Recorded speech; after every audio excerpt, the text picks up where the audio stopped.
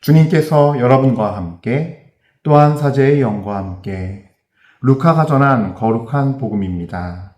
주님 영광 받으소서. 그때 예수님께서 제자들에게 말씀하셨다. 나는 세상에 불을 지르러 왔다. 그 불이 이미 타올랐으면 얼마나 좋으랴. 내가 받아야 하는 세례가 있다. 이 일이 다 이루어질 때까지 내가 얼마나 짓누릴 것인가. 내가 세상에 평화를 주러 왔다고 생각하느냐? 아니다. 내가 너희에게 말한다. 오히려 분열을 일으키러 왔다. 이제부터는 한 집안의 5 식구가 서로 갈라져 3사람이 2사람에게 맞서고 2사람이 3사람에게 맞설 것이다. 아버지가 아들에게, 아들이 아버지에게, 어머니가 딸에게, 딸이 어머니에게, 시어머니가 며느리에게, 며느리가 시어머니에게 맞서 갈라지게 될 것이다. 주님의 말씀입니다. 그리스도님 찬미합니다. 참예수님, 은요일 830 교회 여러분들, 그래요. 오늘도 우리 주님께 감사 찬미 드리는 거 잊지 맙시다.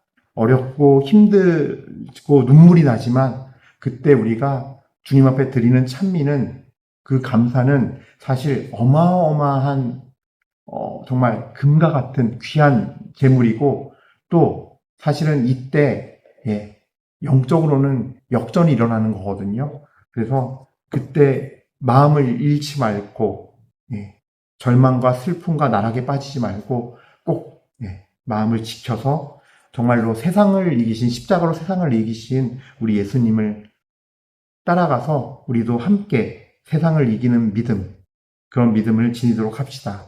그래요. 우리 주 예수님께 찬미와 감사 올려드립니다. 주 예수 그리스도님 찬미와 영광 받으시고 홀로 영광 받으소서. 아멘. 오늘 복음 말씀은 루카복음 12장 49절부터 53절 말씀입니다. 이 복음 말씀에서 참 아리송한, 이거는 정말 인간의 지식이나 지혜로는 도저히 이해하거나 깨달을 수 없는 사실 말씀이거든요. 그래서 오늘 말씀 나누려고 하는데, 저는 특별히 12장 51절, 내가 세상에 평화를 주러 왔다고 생각하느냐? 아니다. 내가 너희에게 말한다. 오히려 분열을 일으키러 왔다.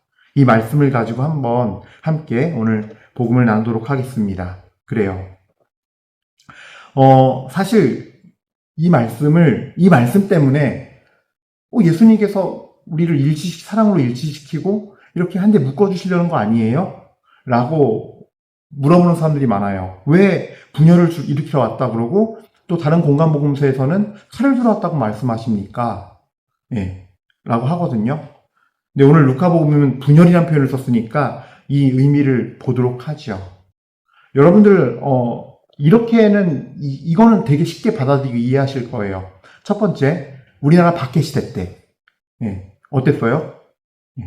막 가족끼리도 밀고가 있고 그랬어요. 신유박해 때라던가 이럴 때 보면 가족들이나 친지들이 이렇게 관아에 알려서 가족 일가가 다 잡혀서 순교한 경우들도 있고, 물론 누가 밀고 했다는 기록은 남아있지 않다고는 해요. 대부분 경우 그 소실되거나, 어쩌면 그 이유는 모르겠어요. 저도 요즘 우리 현대사회 법을 보면은 그 신고한 사람의 신변을 보호하기 위해서 그거를 신고한 사람은 누군지 얘기 안 해주잖아요.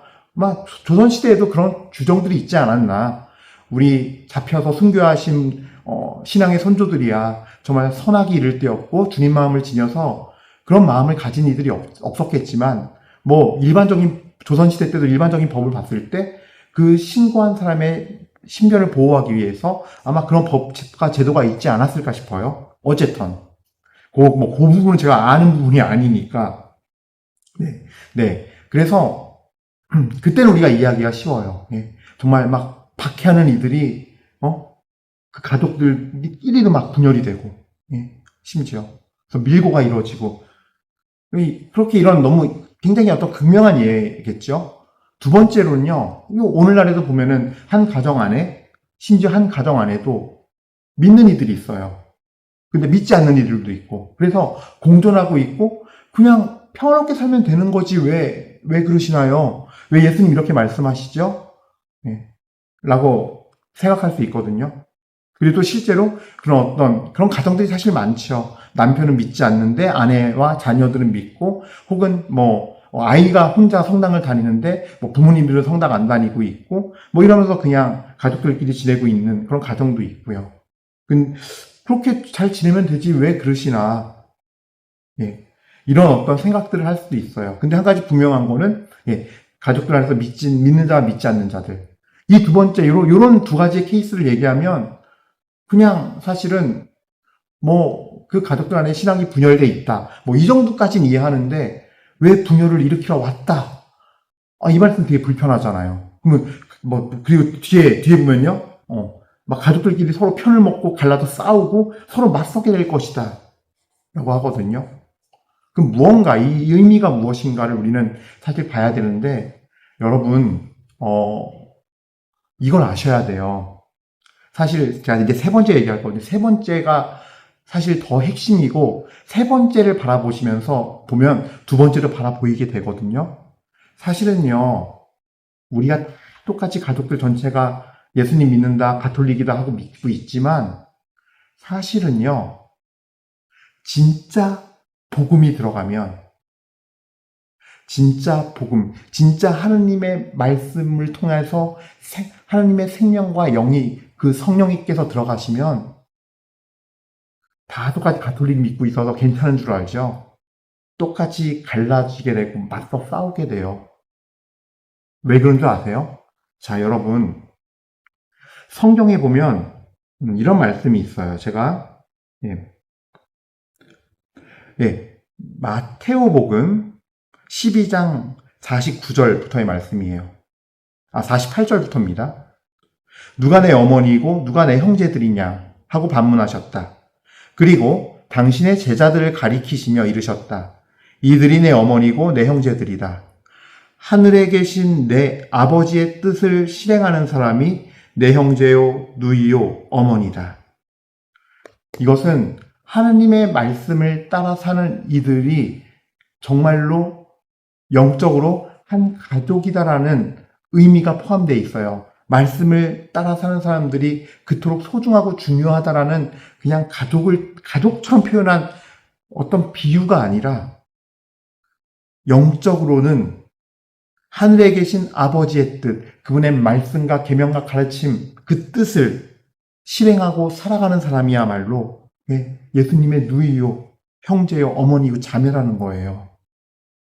진짜 영적인 가족이, 혈육을 넘어선 진정한 가족이, 하늘나라의 가족, 하느님 나라의 가족이 따로 있다라는 말씀이기도 해요. 이거는 단순히 그 정도야, 정말 누이고 형제고 자매야, 우리가 남이 아니야, 하나님 말씀 안에 있는 사람이 그렇게 소중해, 이 레벨이 아니에요. 그걸 넘어선 거예요. 진짜 영적으로 봤을 때는 혈육은 넘어선 게 있어. 그들이 진짜 영원히 함께할 사람들이야. 바로 하느님의 뜻, 그분의 말씀과 가르침을 생명처럼 여기고 계명을 지키면서 주 예수님을 따라 사는 이들, 하느님을 따라 사는 이들을 얘기하는 거죠. 자, 그래서 예수님께서 우리 주신 첫째 가는 계명, 그러면 하느님의 뜻 가운데 가장 으뜸이 되고 중요한 게 뭐냐? 바로 마테오복음 22장 36절부터 38절까지 말씀이에요. 스승님, 율법에서 가장 큰 계명은 무엇입니까? 예수님께서 그들에게 말씀하셨다. 내 마음을 다하고 내 목숨을 다하고 내 정신을 다하여 주 너의 하느님을 사랑해야 한다. 이것이 가장 크고 첫째 가는 계명이다. 가장 크고 첫째 가는 계명은 가장 중요하고 신앙의 본질이고, 어떻게 하느님을 믿어야 되는지 따라야 되는지의 가장 큰 의미요, 본질이요, 핵심이거든요. 그리고 모든 계명을 한 문장으로 표현한 거예요. 그래서 마음을 다하고 목숨을 다하라 그랬어요. 뭐예요? 그러니까 이렇게 믿고 하나님을 사랑하는 게 내 정신을 다하고 사랑하는 것이 하나님의 계명을 지키고 하나님의 뜻을 따르는 방법이에요. 근데 우리는 어때요? 아니, 솔직하게 딱 까놓고 얘기해서 여러분들 우리는 어떤 모습이죠? 겉으로는 미사 잘 나오고 고해성사 보고 판공성사 다 보고 미사와 성사생활 하니까 나는 괜찮겠지라고 생각을 해요. 그러면서 예수님 제가 미사도 나오고 여기까지는 이렇게 할 테니까 좋아요. 저 본당 구역회 봉사도 할게요. 레지오 할게요. 저 청년 성서 모임 할게요. 뭐 할게요. 정해놔요. 근데 여기서부터 넘어오지 마세요. 예수님 제가 요즘에 제가 제 평생에 너무너무 정말 저 사람 미워하는데 내가 그 미워하는 거 건들지 마세요. 전 용서가 안 되니까 터치하지 마세요. 저는 용서를 안 하고 싶고 용서 안 하는 걸 넘어서서 저 사람이 좀 망했으면 좋겠어요. 이 마음 갖고 사는 거 건들지 마세요. 자꾸 용서라는 부담 주지 마세요. 또 예수님 제가 이번 건 10억짜리인데 계약 잘 맺게 이거 할 테니까 제가 한 달만 좀 미사 안 나오고 좀 할게요. 좀 봐주세요. 이 영역 넘어오지 마세요. 네, 그 다음에 잘 할 테니까 해주세요. 지난번에 5억 건 해줬을 때처럼 해줘서 승진시켜주고 해줘야죠. 우리 이런 자세를 믿고 있지 않냐라는 거예요. 제가 좀 예를 좀 이해하기 쉽게 하기 위해서 그래서 우리가 예수님께서 분열을 일으키러 온 건요. 예수님 하나님을 따르는 방법은 이거거든요. 오늘 이 마태복음 22장 제가 나누기 위해서 참고로 쓰는 이 주님의 말씀 마태복음 22장 37절의 말씀 내 마음을 다하고 내 목숨을 다하고 내 정신을 다하여 주 너의 하나님을 사랑해야 한다. 이게 가장 중요하고 첫째 가는 계명이에요. 이것밖에 없어요. 예수님께서는 이 복음을 전하러 오신 거예요. 너희가 하나님을 사랑하고 근데 어떻게 사랑해? 네 마음을, 네 정신을, 네 목숨을 다해 사랑해. 그것밖에 없어. 예수님은 그걸 전해주러 온 거예요. 같은 가톨릭이어도 어떤 이는 아주 희귀하지만 정말 그렇게 정신을 다하고 목숨을 다하고 마음을 다하는 사람이 있어요. 아주 희귀해요. 그러나 대부분의 사람들은 그 대부분의 사람들끼리도 그 영역이 다 달라요. 그래서 자아가 팔팔하게 살아있으면 내 자아가 살아있으면 결국은 주님 못 따라가요. 이것도 이 분열의 문제도 결국은요. 똑같이 성당 나와서 미사 드리고 하지만 사실은 이 첫째 가는 계명으로서 지키는 이가 있느냐의 문제예요. 우리 그러지 않거든요. 그러지 못하고 있고 이게 분열이 일어나는 원인이고 핵심이에요. 결국은 주인 바꾸기가 돼야 돼요. 제가 늘 강조하는 거지만 하나님 정말 내 자아가 내려오고 하나님을 내 주인 자리에 앉혀서 내 영혼의 주인 자리에 앉혀서 그분 뜻이 내 뜻이 되는 삶이 돼야 돼요. 예수님께서 그러셨던 것처럼요.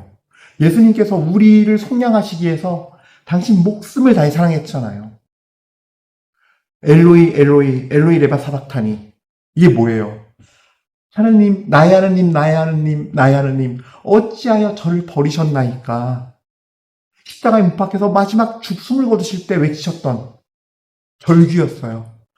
당신께서 저에게 인간의 모든 죄를 다 뒤집어 씌우시고 저를 정말 철저한 고독과 외로움, 당신의 진노를 다 뒤집어쓰려 죽게 하실 정도로 이 인간들을 사랑하십니까? 저 당신 사랑해서 당신의 뜻 따라서 했습니다. 그 절규예요, 그 절규. 바로 예수님께서 인간의 모습으로 오셔서 그 보이셨던 하나님의 뜻을 그토록 따르는 그 뜻 따름. 그렇게 우리도 살라고 요구받고 있는 거고 그렇게 살아야 너희에게 진짜 구원이 이루어져. 그러므로 너희 자신 다 버려. 너희 다 죽어야 돼. 자아가 팔팔하게 살아서 자기 결정권이 발동되면 분열이 일어날 수밖에 없어. 다 너희가 하나님의 뜻을 잘 따르는 것 같지만 드러나는 건 너희를 각자 가족 구성원들 안에서 너희 마음대로 하나님 따르는 모습밖에 안 드러나. 그러면 분열이 생길 수밖에 없어. 그리고 진짜로 목숨 바쳐 믿는 이가 목숨 바쳐 증언할 때 목숨 바쳐서 온 힘을 다해서 온 정성을 다해서 하나님의 뜻대로 살고 살아내면서 말씀을 전할 때 부딪힐 수밖에 없다는 거예요. 진짜가 나타나면 가짜들은 다 들고 나아지는 게 영의 세계의 법칙이에요. 예. 왜냐하면 요한복음 8장 말씀대로요. 그는 처음부터 거짓말쟁이였으며 거짓의 아비이기 때문에 거룩한 척, 신자인 척, 믿음 있는 척 하고 있어요. 이 교회 안에서도. 그래서 양의 탈을 뜬 늑대 무리들이고 양의 탈을 뜬 이리 무리들이에요. 그것이 내 아빠가 될 수도 있고 내 아들일 수도 있는 거예요. 우리 시어머니일 수도 있는 거고 내 며느리일 수도 있는 거예요. 예. 그 말씀이에요. 진짜가 나타나면 가짜는 다 드러나요. 그리고 가짜들의 공통점은 뭐냐면요. 그들은 거짓의 아비인 사탄에게 속해 있기 때문에 진짜를 때려요. 그땐 단합이 돼요, 또. 예. 그러면서 아들이 아버지에게 맞서고 아버지가 아들에게 맞서는 일이 벌어진다는 거예요. 그래서 제가 누누이 말씀드리지만 저는 거룩을 얘기할 수밖에 없고 우리가 하나님의 거룩함과 일치가 되는 것이 성화된 삶이거든요. 예. 그래서 그러기 위해서 가장 먼저 해야 할 게 회개인 거예요. 예수님께서도 딱 나타나셔서 세례 받으시고 나타나셔서 마르코복음에서 그렇고 마태복음에서도 그렇고 하늘나라가 가까이 왔으니 하나님 나라가 가까이 왔으니 회개하고 복음을 믿어라 그랬어요. 그리고 예루살렘을 향하시면서 순환 예고하실 때 예수님께서 공간복음서에서 하신 중요한 말씀 중에 하나가 누구든지 나를 따르려면 예외 없어요. 누구든지 모든 사람이 다 나를 따르려면 예외 없이 자기를 버리고 날마다 제 십자가를 지고 나를 따라야 한다.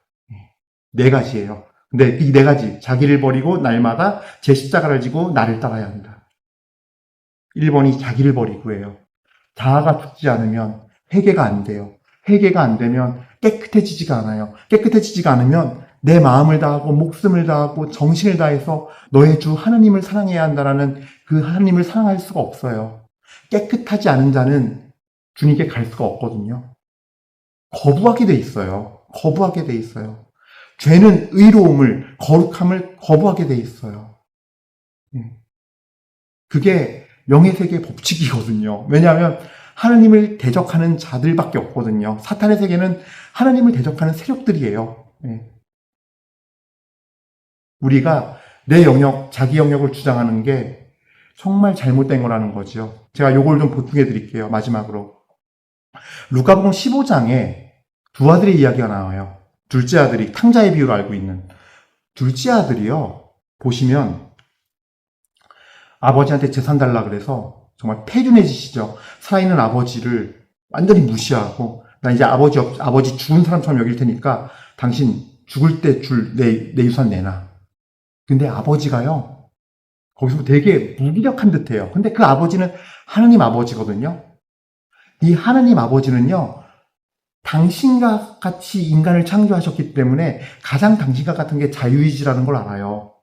이 자유의지를 갖고 선택을 하면 막을 길이 없어요. 그래서 아들에게 재산 주고 내보내요. 되게 무력한 아버지처럼 보여요. 근데 그 무력한 듯한 보이는 아버지 그 뜻 안에 실제는요. 그 아버지가 자유롭고 다비로운 게 아니라 그 아버지가 하나님 아버지께서 인간에게 준 자유의지를 뺏지 않는 그 마음과 그 자유의지를 가진 인간이 하나님과 같은 가장 그 특성이기 때문에 큰 특성이기 때문에 어떤 일이 벌어진지를 아는 거예요. 그래서 그래 너 마음대로 살아봐. 무기력한 아버지가 아니에요. 그래서 내보내는 걸 두는 거예요. 가서 그래 바닥을 쳐봐. 네가 돼지우리에 가서 쥐엄나무를 먹던 아니면 뭐 어디 소우리에 가서 여물을 먹던 닭장에 가서 닭모이를 먹던 난 모르겠고 한번 네가 겪어봐. 너 내가 뭐 설득한다고 될 것도 아니고 넌 이미 네 마음 안에 했어. 이 우리 자아의 모습이에요. 둘째 아들의 그 모습이. 그래서 성경의 어플 요즘 너무 좋잖아요. 검색 기능이 있어요. 죄인들 검색해봐요. 수백 개가 나오는, 정말 엄청나 많이 나오는데요. 죄인들을 사랑하신다는 말씀은 하나도 없어요. 죄인들은 멸망하리라가 있어요. 멸하리라. 죄인들 길에 가지 마라. 죄인들의 길을 따라가지 마라. 그리고 어떤 말씀이 있냐면요. 죄인들이 타는 게 돌아오란 말씀이 있어요. 그 길을 버리고 돌아오라, 아버지께. 그래서 둘째 아들이 돼지우리에서 쥐엄나무 열매를 먹다가 아버지께 가요. 근데 아버지는 집 밖에서 항상 일정한 시간이 되면 아들이 오날 보고 있었어요. 오니까 뭐예요? 달려와서 둘째 아들이 무릎을 꿇고 아버지한테 하늘과 아버지께 죄를 지었습니다. 저는 이제 아들이라 할 자격도 없으니 품바리꾼으로 써주십시오. 종도 아니에요. 품바리꾼. 하루 일해서 하루 먹고, 그러니까 하루 일했는데 마음에 안 들면 내쫓으면 되는 존재예요. 품바리꾼이면. 그렇게까지 자기 의지로 꺾고 회개하고 돌아오자 무조건 안아주고 달려가서 안아주고 뽀뽀하고 제일 좋은 옷 입히고 가락지, 반지 뭐예요? 지위의 상징이에요. 너 내 아들. 내 아들. 아니야, 너 품팔이꾼 아니야. 아들이야. 모든 지위를 다 회복시켜주고 돌려주세요. 그리고 당장 송아지 잡아서 파티를 벌여요. 즉, 회개하고 돌아오는 죄인에게 사랑과 자애를 베풀어 주는 거예요. 근데 우리는요, 마음대로 생각해요. 내가 이렇게 믿어도 주님께서 괜찮겠지? 사랑과 자애가 많으시니까 이래도 돼 하면서 내 영역을 내주려고 그러지 않아요. 이거 안 내줘도 괜찮아. 하나님 자비하시니까. 근데 그 영역이 나를, 내 지체를 더러움으로 죄로 인도하는 그 타락한 자유의지인데 그걸 못 깨닫고서 내 영역을 지키려고 그래요. 이 똥밭을 지키려고 그래요. 그냥 죄밭을. 그러시면 안 된다는 거예요. 예. 그래서 여러분들 분열이 아니라 완전한 일치가 되려면요. 다른 거 없어요. 모두가 다 가족 구성원 전체가 다 하느님을 첫째 가는 계명, 네 마음을 다하고 네 목숨을 다하고 네 정신을 다하여 주 너의 하나님을 사랑하여라. 그래서 그 매일매일의 이 주어지는 말씀 안에서 그 말씀 한마디 한마디를 그렇게 마음과 목숨과 정신을 다해서 사랑하여 지키는 사람. 모두가 그렇게 일치할 때 성화된 가정, 진짜 성가정이 되는 거지요. 그래서 여러분들 이 모든 거를 잘 알아듣고 이 말씀의 의미를 알아듣고 그렇게 변화되고 그렇게 해서 가정이 성화되고 그리고 여러분 모두가 다 함께 혈육계정으로서만 끝나는 것이 아니라 이 세상에서만 가족으로 끝나는 것이 아니라 이 단계를 넘어서 참다운 가족, 바로 하나님의 말씀과 뜻을 실행하는 그 영적인 가족, 천상의 가정이 되시기를 주님의 이름으로 축복드립니다. 아멘. 잠시 묵상하시겠습니다.